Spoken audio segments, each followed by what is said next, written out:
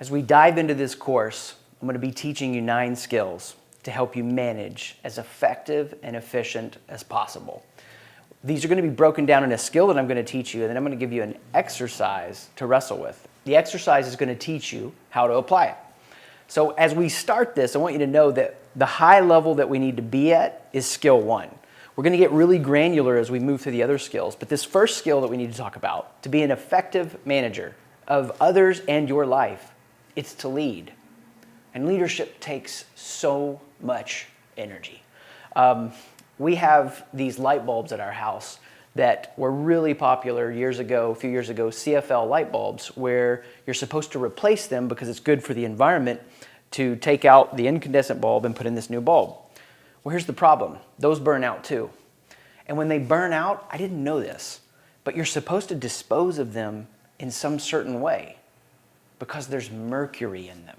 It's bad for the environment just to throw them in the trash can. Now, here's the extra effort now required as I change this light bulb. And I don't know about you, but I don't have a lot of extra energy lying around. When I hold that light bulb in my hand and I see the trash can right there and I know how easy it is just to drop it in that trash can, I have no idea how I'm supposed to dispose of this bulb. That's going to be Googling something, that's going to be making an extra trip. I just don't have the energy to mess with it. A couple years ago, my wife and I had made this IKEA trip. And we come back home, and one of those ones where we furnished quite a bit. And our van is full. We've got all this unloading to do. We start unloading, and I go down to the basement to get my tools. That is the scourge of the IKEA trip. And our basement was flooded. I'm walking around in inches of water. So now I have all this furniture that has to be put together, and I've got a flooded basement. We had just been through the process of moving. I had been kicking up what I'm doing with Site Shift full time, and I saw this flooded basement, and I just felt this desolation and despair. I don't have the energy to mess with this. I see my kids' toys floating across the floor, and I think there's just no way I can take this. And this thought hit me. I don't have to fix this whole problem. I just need energy for the next step. What makes management such a challenge is it requires energy to marshal your resources, to focus them, to work closely with others and help them clean up their flooded basement, help them even do the small things like replace the light bulbs in maybe a way that takes a lot of energy that we don't want to mess with. What breaks down at a leadership level for all managers is they're tolerating or avoiding something. We could sum up all of your life by what are you tolerating and what are you avoiding as far as the results you're experiencing.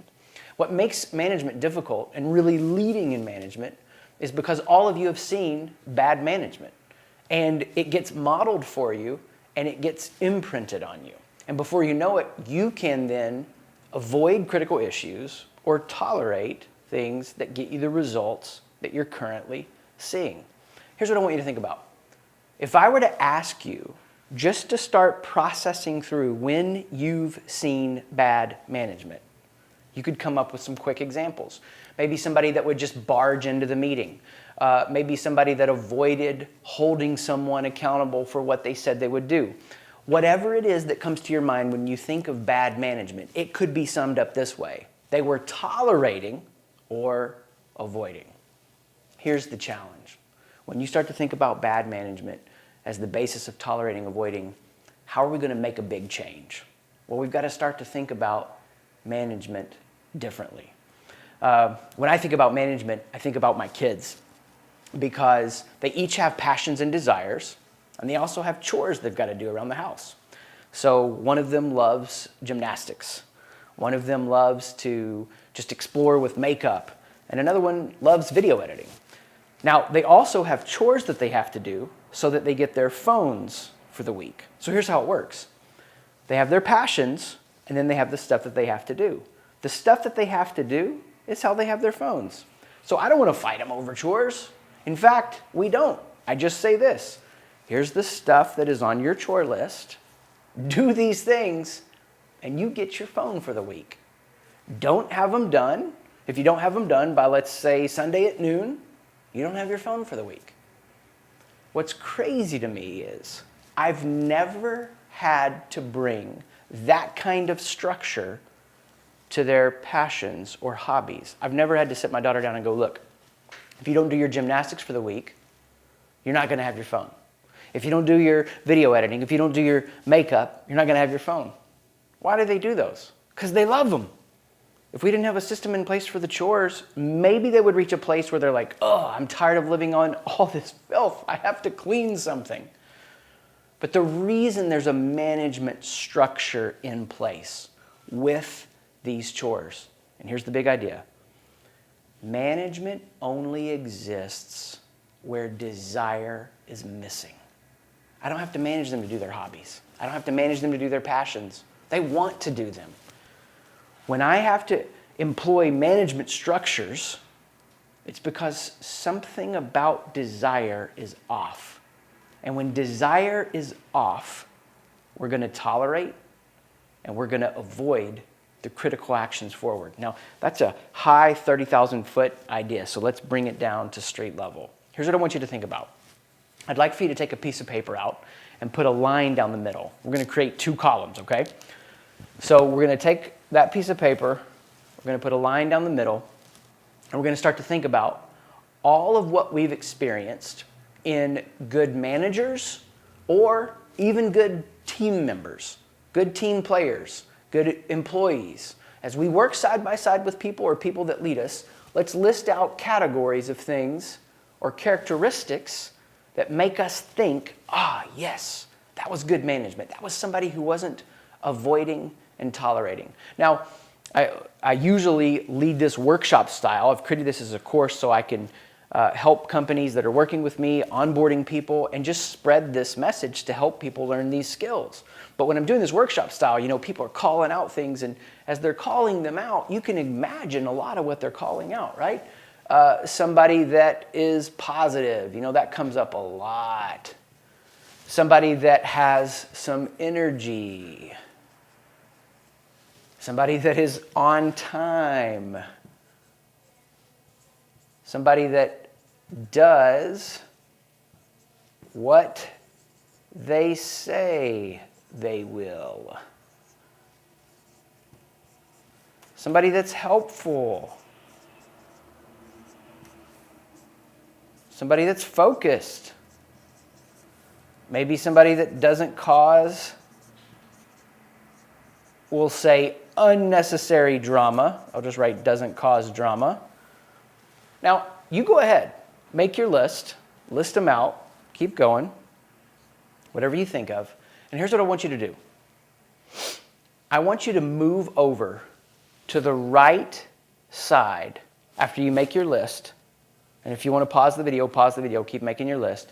But make your list, and I want you to move over to the right side everything that isn't attitude or just simple learnable skills, okay?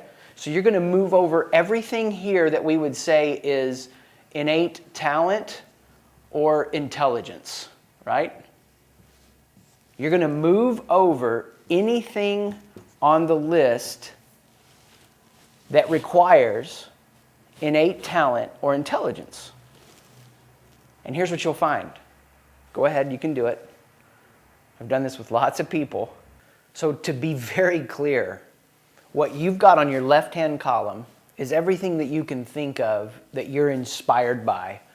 People you've worked with, good management you've seen, good team members, and you're only moving to the right the things that are talent-based, innate talent, or intelligence. So on time, that's an attitude thing. That doesn't get moved over. Does what they say they will. That's an attitude thing. It doesn't get moved over. If you listed engineering brilliance on your left-hand category, then yeah, that one does for sure get moved over. Everything else that's attitude stays. And this is the idea.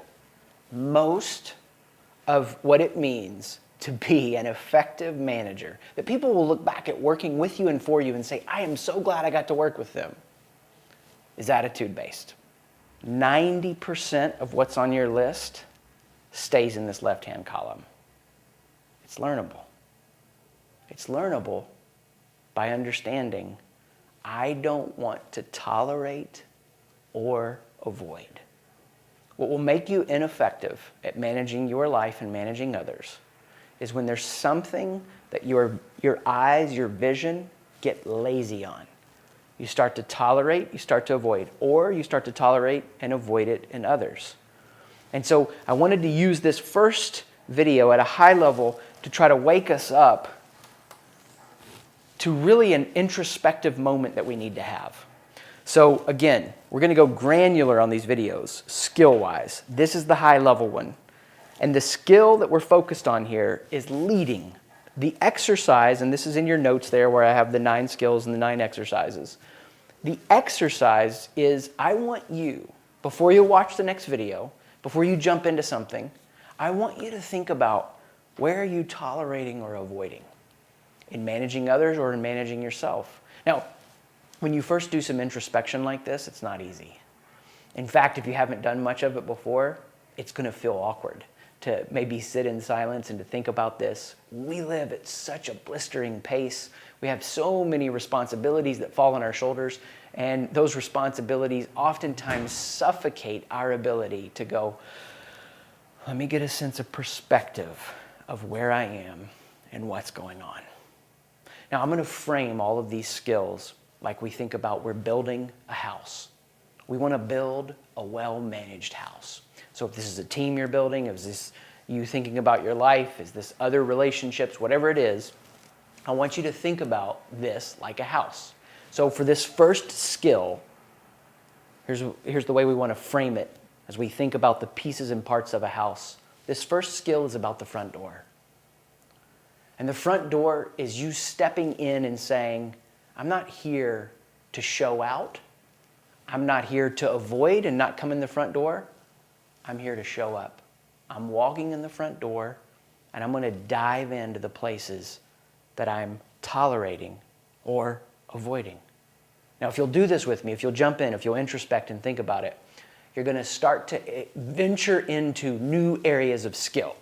And I'm going to walk you through those. And anytime you grow into a new skill, and I'm going to break this down later in a deeper way, anytime you venture into a new skill and you're growing, it feels awkward. You're in comfortable patterns of behavior.